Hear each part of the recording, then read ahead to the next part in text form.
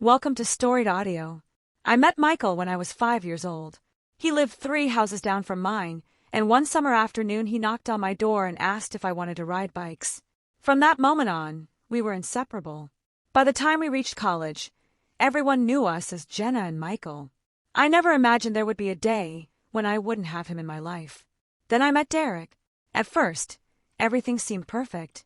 He was charming and funny, and I liked having someone who looked at me like I was the only girl in the world. But after a few months, he started asking questions. Why do you spend so much time with Michael? I laughed it off at first, but Derek's jealousy only got worse. One night, he looked me in the eye and said, "Honestly, Jenna, it feels like I'm dating someone who's already in a relationship with another guy." The word stung. I tried to explain, but he wouldn't listen.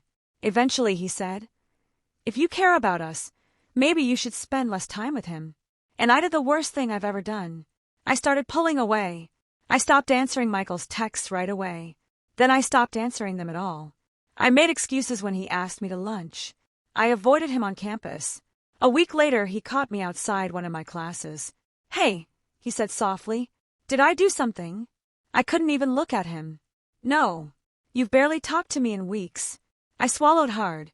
"I just need some space." The hurt in his eyes nearly broke me. "Oh." Silence stretched between us. Then he nodded. "If that's what you need. Take care of yourself, Jenna." I watched him walk away and felt like I'd lost something precious. But I told myself I was doing the right thing. I wasn't. Meanwhile, Derek became distant. I ignored every warning sign because I'd already sacrificed my best friend for him. Then I found out he'd been cheating. For 6 months, I remember staring at his phone, unable to speak. All I could think was, I gave up Michael for this. I broke up with Derek that night. Afterward, I cried for hours. Not because of my ex. Because I'd thrown away the most important friendship of my life. I thought about reaching out to Michael 1,000 times. But too much time had passed. I didn't know what to say. So I said nothing. Years went by. I graduated, started my career, and eventually accepted a job in another city. I thought it was a fresh start. My first week was wonderful. Everyone was friendly, and I loved the company. Then one morning I heard people talking. "Have you met the new vice president? They say he's one of the youngest executives in the company. I heard he's brilliant." I looked up, and my heart stopped. It was Michael. He looked different. Older, more confident, dressed in an expensive suit. But it was still him. My Michael. Heat rushed into my face. I immediately turned and ducked into an empty conference room. A coworker walked in a minute later. "Jenna, are you okay? You look pale." "I'm fine." I wasn't fine. I was panicking.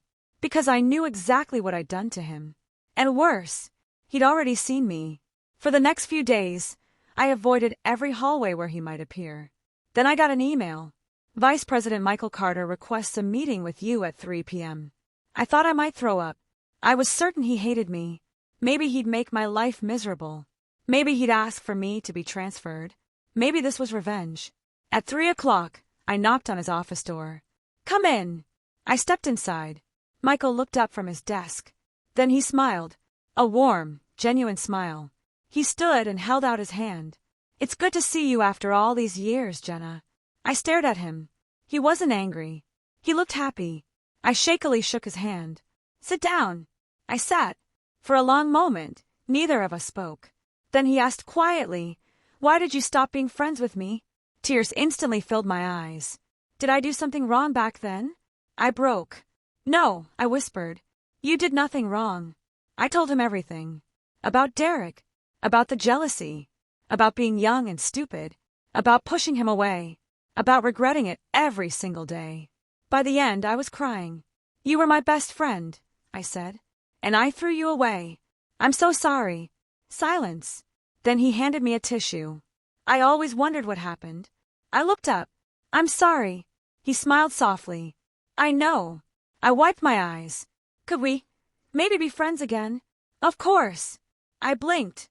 "Really?" "Jenna, I've missed you." That nearly made me cry all over again. A few days later, he invited me to lunch. It felt like no time had passed. We laughed about the ridiculous things we'd done as kids. We talked about work and our families. I couldn't stop smiling. Then I asked, "Are you in a relationship?" He leaned back. Almost got married last year. What? Yeah. It didn't work out. I hated how relieved I felt. What about you? I haven't had a serious relationship in years. He nodded. Then he smiled. You know, I always had a crush on you. I nearly choked on my drink. What? He laughed. I thought you only wanted friendship, so I never said anything. I stared at him, because suddenly my entire life made sense. Every heartbreak, every regret, every moment I missed him. I had loved him too. I just hadn't realized it.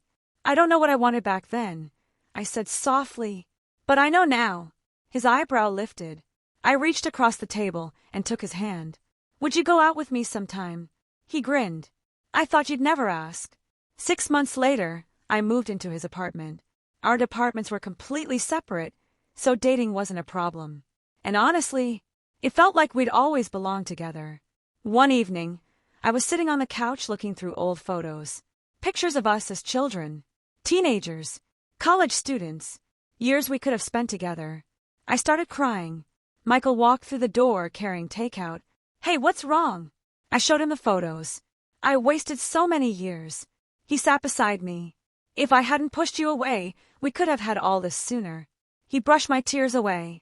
Maybe. I looked at him. But we're here now. I cried harder. He smiled. And besides, you're stuck with me. I laughed through my tears. The same thing he'd said when we were kids. I wrapped my arms around him and kissed him. 4 years. I thought I had lost the love of my life because of one terrible mistake. But sometimes life gives you a second chance. Mine was a little boy who knocked on my door and asked if I wanted to ride bikes. And this time, I never let him go. Subscribe to the channel for more audio stories.